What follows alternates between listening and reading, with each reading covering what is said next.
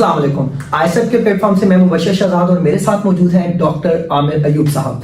हम अपनी 2 सेशंस जो पॉडकास्ट के ट्रैक टू पाकिस्तान के सक्सेसफुली अल्लाह का शुक्र है कंप्लीट कर चुके हैं और हमने देखा कि वॉर ऑफ इंडिपेंडेंस के बाद जो ब्रिटिश ने रूल किया और फिर अलीगढ़ तहरीक को। सर ये बताएं आज की जो हमारी 3rd सेशन है वो किस तरह से ब्रिटिश ने इंडिया को गवर्न किया and how they have structured their administration and all their executive and judiciary. जी अच्छा मुबशर साहब, देखें जब ब्रिटिशर्स ने इंडिया को कॉलोनाइज कर लिया तो देखें वो जितनी भी जगहों पे रूल कर रहे थे, उनकी अमेरिकन कॉलोनी थी या उनके पास कुछ अफ्रीकन कॉलोनीज थी और फिर ये रिसेंट जो इनकी इंडियन कॉलोनी थी, this was the largest of all.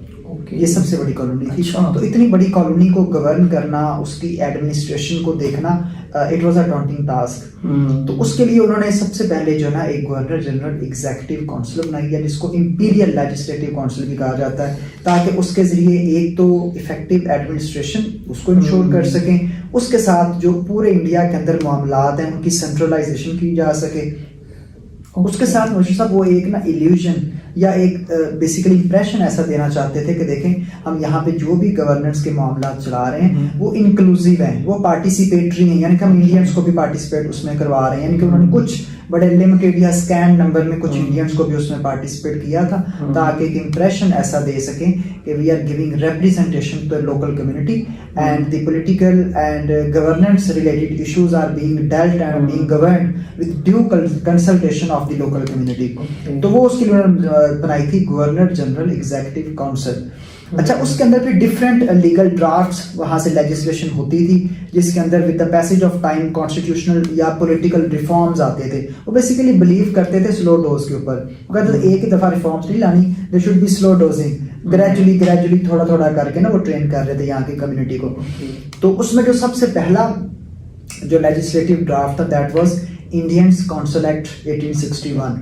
अब इसके अंदर मुश्किल साहब उन्होंने सब जो पहली चीज की, क्योंकि उससे पहले एडिशनल मेंबर्स नहीं होते थे, पहले उसकी अगर हम बात करते हैं उसकी कंपोजिशन की या उसकी जो प्रॉपर ड्राफ्ट था उसके अंदर सिर्फ और सिर्फ जो थे ना वो ब्रिटिश रिप्रेजेंटेटिव्स थे, गवर्नर जनरल यानी कि ऑफिशियल मेंबर्स थे, सिर्फ ऑफिशियल्स होते थे। अब ऑफिशियल में कौन होता था? लीड कर रहा होता था गवर्नर जनरल जो कि बेसिकली प्रेसिडेंट होता था इंपीरियल लेजिस्लेटिव काउंसिल का। उसके साथ जो commander of armed forces in India वो होते थे शामिल। उसके साथ जो ब्रिटिश ने यहाँ पे ब्यूरोक्रेसी का इंस्टीट्यूशन एस्टैब्लिश किया उसके कुछ मेंबर्स होते थे। फिर कुछ और ऑफिशियल्स थे जिनको ब्रिटिश ने खुद अपॉइंट किया होता था, दे वर कलेक्टिवली कॉल्ड ऑफिशियल मेंबर्स। तो ग्रेजुअली पहले वो ये ऑफिशियल मेंबर्स के थ्रू सारा का सारा चीजें गवर्न करते थे, क्योंकि अब देखें जितने भी ऑफिशियल मेंबर्स हैं they had got totally westernized और ये बिल्कुल उन्हीं की कमांड्स के मुताबिक ऑपरेट करते थे, किसी तरह से रेजिस्ट नहीं करते थे, कोई किसी किस्म का चैलेंज नहीं था ब्रिटिशर्स को इनके थ्रू गवर्नेंस अपनी ऑपरेट करने में। तो अब उन्होंने थोड़ा सा इंडियंस को ये रियलाइज करवाने के लिए कि देखें we are giving you representation and we are giving you an opportunity to participate in governance affairs. तो उन्होंने पहली दफा 1861 के अंदर नॉन ऑफिशियल मेंबर्स ऐड किए। अब मुझे सब ये जो नॉन ऑफिशियल मेंबर्स उनकी तादाद उन्होंने फिक्स कर दी फ्रॉम 6 to 12 कि 6 से लेके 12 तक रखे जा सकते हैं। अच्छा, मसला ये था कि अब पर्पस या एक इल्यूशन ये क्रिएट किया गया कि they are giving representation to the Indian community. अब इंडियन कम्युनिटी की जब आपने रिप्रेजेंटेशन देनी है तो उसके लिए जरूरी है कि सोसाइटी के तमाम एलिमेंट्स को आप इंक्लूड करें। अब उसमें फार्मर्स भी आते हैं, अब उसमें आपके पास एलीट क्लास को भी चले आप ऐड कर लें, उसके पास आपकी पुअर क्लास भी, मिडिल क्लास भी आती है। इंडिया के अंदर जो डिफरेंट कम्युनिटीज थी सब में से अगर आप एक एक मेंबर लें तो हम कह सकते हैं कि this is the materialization of the concept that it is true inclusion and true participation. लेकिन उन्होंने जो नॉन ऑफिशियल मेंबर्स इसमें ऐड किए मुबशर साहब, अगर आप उनका वो बैकग्राउंड देखें तो most of them were the princess of the princely states. अब वो प्रिंस अपनी पूरी सोसाइटी को या सोसाइटी के एक आम मेंबर को तो रिप्रेजेंट नहीं कर रहा। सिमिलरली इनके अंदर बड़े बड़े लैंडलॉर्ड्स थे, बड़े बड़े मर्चेंट्स थे, बड़े बड़े जमींदार थे, एजुकेटर्स थे।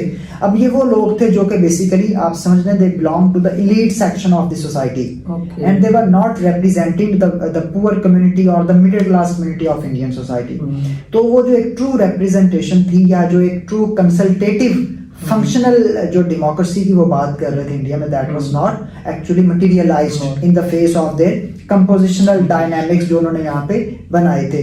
इसके साथ विश्व साहब जो उन्होंने भी जो नॉन ऑफिशियल मेंबर्स ऐड किए थे ना, आप ये समझ लें कि उनकी हैसियत क्या थी। उनकी वही हैसियत थी कि देवर खामोश, जिसको कहते हैं खामोश तमाशाई, कि वो सिर्फ सेशन में बैठते थे और देख रहे हैं, वो बस ऑफिशियल मेंबर्स की आनियां जानियां देख रहे हैं, वो आ रहे हैं जा रहे हैं और डिस्कशन कर रहे हैं। They were simple silent spectators, they could not even ask questions, they could not raise allegations, they were simple, they used to listen to the debate जो भी वहां पे हो रही होती थी। उनके पास इवन सप्लीमेंट्री क्वेश्चंस करने की भी परमिशन नहीं होती थी। अच्छा, उसके साथ फिर जितनी भी वहां पे लेजिस्लेशन होती थी, मुबश्शिर साहब, ये जो इंडियन काउंसिल्स एक्ट 1861 के दौरान जो सारा वहां पे प्रोसीजर चल रहा होता था गवर्नेंस का, उसमें इंडियंस को कंसल्ट किया ही नहीं जाता था।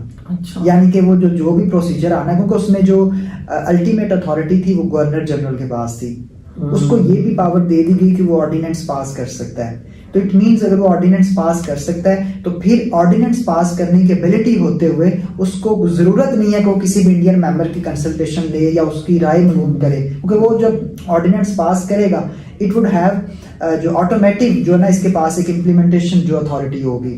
तो इस तरह से आप देखेंगे जो 1861 का एक्ट आया, इसमें इंडियंस को सिंपली जो है ना वो बिट्रे करने की कोशिश की गई। एक उनको एक इल्यूजन क्रिएट ऐसा किया गया कि India is moving towards representative governance, कि जहां पे वो पार्टिसिपेट करेंगे, लेकिन पार्टिसिपेशन की एक्सटेंट क्या होगी, उनको अथॉरिटी कितनी मिलेगी, या फिर उनकी लिमिटेशंस क्या होंगी, डिलिमिटेशंस क्या होंगी, वो आप समझ लें कि it was inclusion without inclusion. Oh, yes. It was participation without participation. ये basically 1861 था।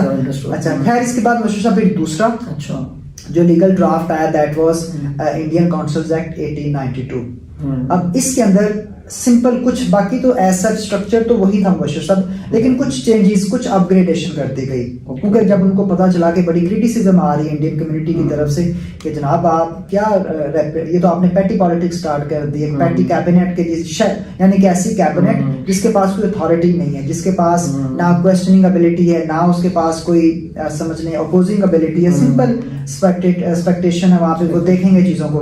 तो फिर उन्होंने कुछ ग्रेजुअल इसके अंदर ना इंप्रूवमेंट्स लेके आए। तो 1892 के अंदर एक तो उन्होंने जो नॉन ऑफिशियल मेंबर्स थे मुबश्शिर साहब, उनकी तादाद बढ़ा दी, और डिफरेंट कॉन्स्टिट्यूएंसीज के अंदर, बंगाल में, मद्रास में, कलकत्ता के अंदर डिफरेंट जगहों पर उन्होंने उसकी तादाद बढ़ा दी। सिमिलरली इसके साथ उन्होंने उनको क्वेश्चंस करने की इजाजत दे दी, यानी कि पहले सवाल नहीं कर सकते थे, अब सिर्फ क्वेश्चन कर सकते थे, लेकिन क्वेश्चन का आगे ऐसा लेजिस्लेशन में रोल कोई नहीं था, यानी कि देवर सप्लीमेंटरी क्वेश्चन, सप्लीमेंट्री क्वेश्चन, यानी कि आप सवाल करें, हम सुन लेंगे, दैट्स इतना, आप भी खुश हो जाएं कि आपने सवाल कर लिया, हमें भी पता चल गया कि आपने पार्टिसिपेट कर लिया, ना इससे कुछ कम ना इससे ज्यादा, यानी कि इसकी कोई डायरेक्ट कंट्रीब्यूशन नहीं थी लेजिस्लेशन के अंदर। इसका मतलब ये कि वो जो नॉन ऑफिशियल मेंबर्स थे, they were not a part of any legislation. और दूसरा ये था कि जब लेजिस्लेशन होती थी तो उसके लिए कोई प्रॉपर रेगुलर कंडक्ट नहीं था, यानी कि ये मैटर नहीं करता था कि इंपीरियल लेजिस्लेटिव काउंसिल का कोरम पूरा होना चाहिए, कितने मेंबर्स मिनिमम प्रेजेंट होने चाहिए, कितने सेशंस होने चाहिए, और उसके अंदर वोटिंग का मैकेनिज्म क्या होगा, दे वर टोटली वेग। यानी कि आप देखें जब इंडिया के अंदर वर्नैकुलर प्रेस एक्ट पास हुआ तो सिर्फ एक सेशन में पास हो गया, उसके लिए वोटिंग को भी कंसीडर नहीं किया गया। तो इस तरह से आप देखेंगे इस तरह की जो शैम डेमोक्रेसी थी वो यहाँ पे एक्सरसाइज की गई। तो बेसिकली वो जो थे यहाँ पे ब्रिटिशर्स, उनका जो एक्चुअल गोल था मुबश्शिर साहब, वो यही था कि they wanted to exercise effective administration, they wanted to centralize their authority, they wanted to control the dynamics of Indian governance। वो इसको यहाँ पे बेसिकली वो जो वेस्टर्नाइज करना चाहते थे यहाँ की पॉलिटिक्स को, और यहाँ की गवर्नेंस के अंदर वही जो एक ब्रिटिश गवर्नेंस जो एक इम्पैक्ट है वो यहाँ पे इंकलकेट करना चाहते थे। और उसके लिए फिर ग्रेजुअली ये सारी चीजें उन्होंने की। इंडियन काउंसिल्स एक्ट 1861 आया, फिर इंडियन काउंसिल्स एक्ट 1892 आया, लेकिन एक्ट्स जरूर आए, एक पार्लियामेंट्री स्ट्रक्चर जरूर बना, एक कैबिनेट लाइक स्ट्रक्चर या कंपोजिशन जरूर बनी, but it was non functional, it was non representative, it was non consultative, यानी कि जो आप समझिए वो simple structure without any function. ये एक स्ट्रक्चरल यूनिट तो था लेकिन फंक्शनल यूनिट नहीं था। यानी कि इंडियन कम्युनिटी के पास कोई एक्चुअल जो प्रिविलेजेस या एक्चुअल जो प्रेरोगेटिव्स थे वो नहीं थे कि वो अपने इंडियन सॉइल के लिए, अपनी कम्युनिटी के लिए मीनिंगफुली कंट्रीब्यूट कर सकें, या अपने जो एक्चुअल कंसर्न्स हैं उनके मुताबिक लेजिस्लेशन में अपना जो है वो कंट्रीब्यूशन वहां पे कर सकें। तो सर जब वो कंट्रीब्यूशन नहीं कर सकते तो उनके राइट्स तो सेफगार्ड नहीं हुए ना। एग्जैक्टली तो उनके वो अपने कंसर्न जब रेज नहीं कर सकते और जब अपोज नहीं कर सकते, तो उनके पास अपोज करने की एबिलिटी नहीं है, उनका वोट कंसीडर ही नहीं हो रहा, तो इट मींस सिंपल दे अब वहां पे जो है ना वो वहां पे आप कह सकते हैं कि डमीज बैठे हुए हैं जो कि सिर्फ देख रहे हैं इनकी चीजें क्या चल रही हैं, लेकिन कंट्रीब्यूशन नहीं है, they are not part of the actual legislation. तो यहाँ से आप अंदाजा कर सकते हैं कि what was the actual beneficiary of this structure and who was the actual manufacturer of all this process of all असल में आप कह सकते हैं कि they were totally exclusive non participatory. यहाँ पे कम्युनिटी की रिप्रेजेंटेशन थी लेकिन एक्चुअल में नहीं थी। ओके अच्छा सर, जो इंडियन नेशनल कांग्रेस बनी है ह्यूम ने 1885 में बनाई, तो सर उसका कोई रोल नहीं था उन लोगों को इस चीज के ऊपर कायल करने के लिए?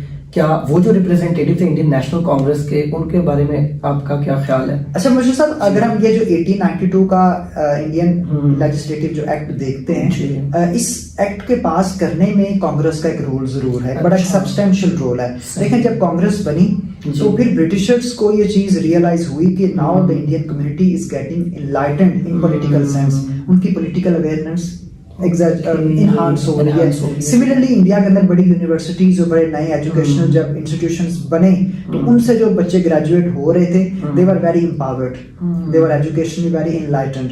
तो इन सर्कमस्टांसेस, ऐसे प्रिवेलिंग सर्कमस्टांसेस के अंदर अब ब्रिटिशर्स रियलाइज कर रहे थे कि अब हमें कुछ ना कुछ इनको एडिशनल देना पड़ेगा, we need to satisfy their concerns. तो उन कंसर्न्स को सेटिस्फाई करने के लिए वो जो इंडियन काउंसिल्स एक्ट 1892 आया था, इसके अंदर आप देखें ना पहले क्वेश्चन करने की परमिशन नहीं था, क्वेश्चन करने की एग्जैक्टली।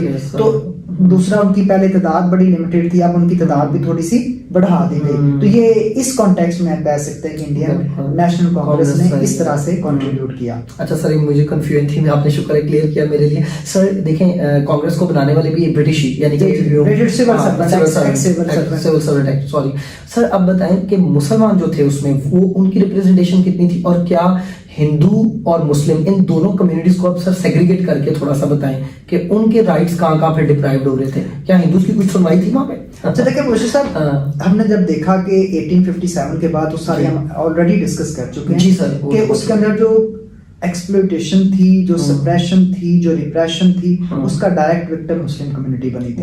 अच्छा, जिस फेज में जो हिंदू कम्युनिटी थी वो सिविल सर्विसेज में भी पार्टिसिपेट कर रही थी, वो इंडियन जो एक ब्रिटिश स्ट्रक्चर यहाँ पे गवर्नेंस का आया था उसके अंदर भी वो पार्टिसिपेट कर रहे थे।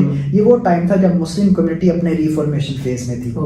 तो जब वो रिफॉर्मेशन फेज में थी and still they were in their very inchoate stage, तो उस इनक्वेट स्टेज के अंदर वो इस पोजीशन में नहीं थे कि कंट्रीब्यूट कर सकते। एक अपॉर्चुनिटी जरूर मिली जब 1885 में इंडियन नेशनल कांग्रेस बनी, लेकिन उस टाइम फिर वो जो सर सिमन खान की पॉलिसी थी that was zero participation in politics, कि आप पॉलिटिक्स में भी पार्टिसिपेट नहीं करेंगे। तो इस जब उनको बाहर कर दिया गया पॉलिटिक्स से, तो इट मीन अब वो उनको कंट्रीब्यूट कर नहीं सकते थे। और अगर वो किसी तरह से पार्टिसिपेट करते, मेंबर बनते इंडियन नेशनल कांग्रेस का, तो they would have got participation in the legislative council. Oh yes. और सर एक ब्यूरोक्रेसी का बड़ा इंटरेस्टिंग यहाँ पे एक फैक्ट है कि पहले वो एग्जाम्स भी जाके ब्रिटिश यानी कि ब्रिटेन में दिया करते थे, और फिर इंडियन नेशनल कांग्रेस चाहती थी कि इंडिया में एग्जाम्स हो, और हम तो इतने एजुकेटेड नहीं थे, इसीलिए सर सैयद शायद इंटरेस्ट भी शो नहीं किया कि बिल्कुल उस सिफारिश के ऊपर। तो सर थैंक यू। ये हमारी जो थर्ड सेशन थी सर, जहाँ पे हमें पता चला कि ब्रिटिश ने किस तरह गवर्न किया, उनकी सर आपने लेजिस्लेचर को भी टच किया सर, उस एग्जीक्यूटिव को भी, और सर इसी तरह क्योंकि हम लोग कहते हैं यहाँ पे जो उनकी एडमिनिस्ट्रेशन थी उन्होंने किस तरह से मुस्लिम और हिंदू और बाकी तमाम कम्युनिटीज को गवर्न किया। यहाँ तक सर आज के सेशन को हम कंप्लीट करते हैं। You am really thankful to you and sir I am Sajid. Okay ji, अल्लाह हाफिज। अल्लाह हाफिज।